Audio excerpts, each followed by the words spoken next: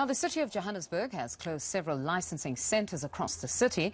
The Gauteng provincial government made changes to driver's licence and testing booking systems. It's no longer allowing third parties to book services. We're joined now by Makosini Msibi, that's the CEO for the Road Traffic Management Corporation, for more on this story. Makosini, thank you very much for your time this morning. Now, we understand that you've resolved to actually close your offices indefinitely due to those ongoing protests. What exactly are the aggrieved third parties actually saying?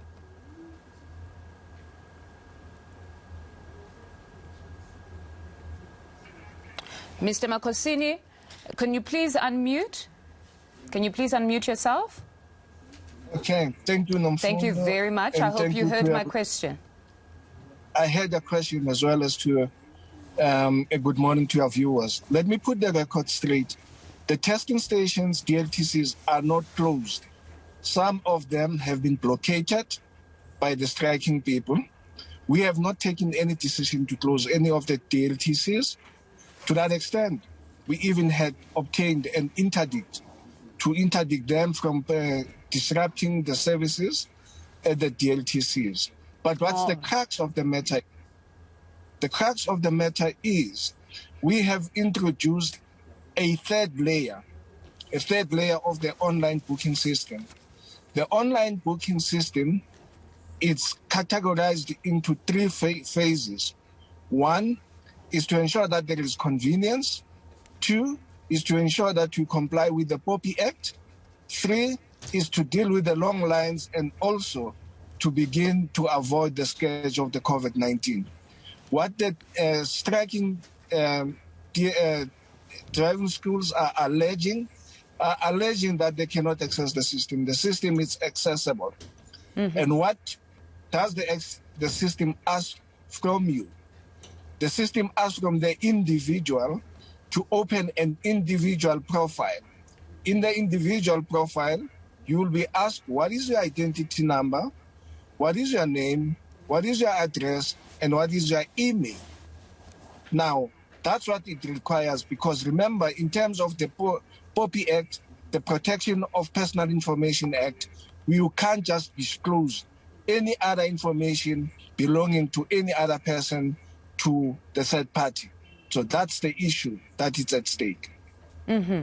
But then, I mean, if somebody would have given the driving school that detail, then it means they could still even open for those clients. Am I correct?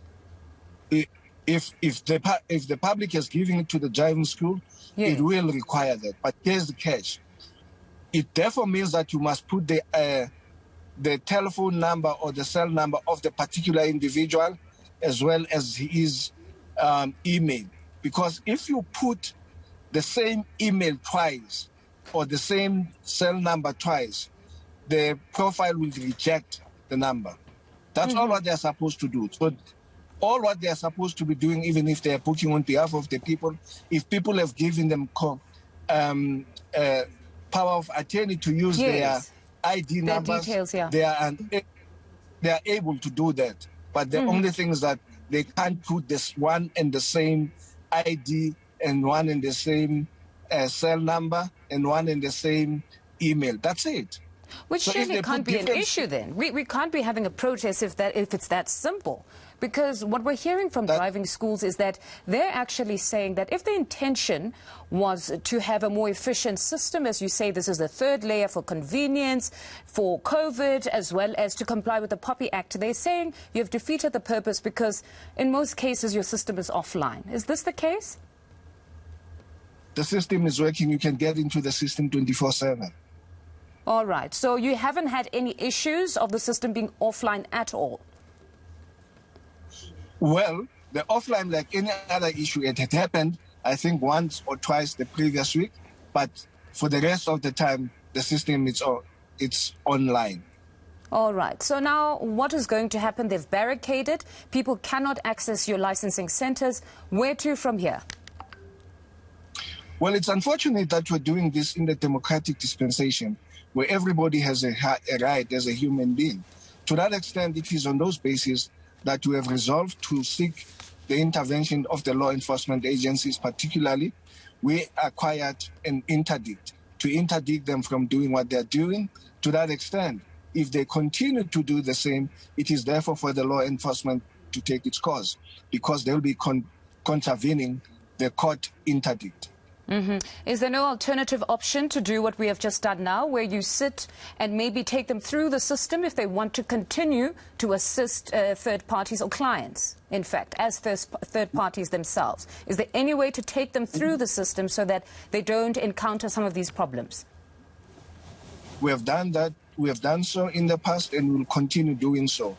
We have said in the media statement that we have issued, we are available for engagement.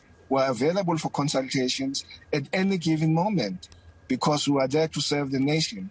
They too are the key stakeholder to us. We are prepared to take them once more through the process so that they understand the process.